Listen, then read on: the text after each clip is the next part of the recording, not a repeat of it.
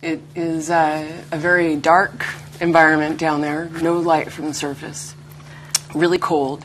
We think it's really one of the most stable cold environments like this on the planet that also has liquid water. The water is in the lower lake ice is kind of in a spider web-like network, connected in different layers of the lake ice from 16 meters all the way down to at least 27 meters. Sounds amazing. So what did you find down there?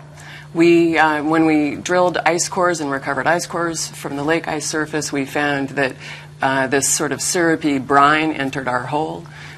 We had taken precautions to sample this carefully, and when we brought the brine to the surface, we characterized the microbiology in it to look and see if there was any life.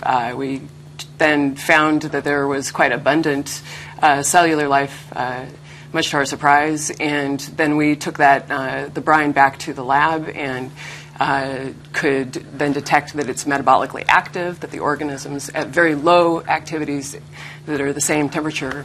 So could those cells, those bacteria, be supporting life down there, like fish or Loch Ness Monster or something? Yeah. The only life forms that we found so far are all bacteria. That's the extent of what we've detected so far. But what are the implications of what you found for other forms of life, maybe here on Earth?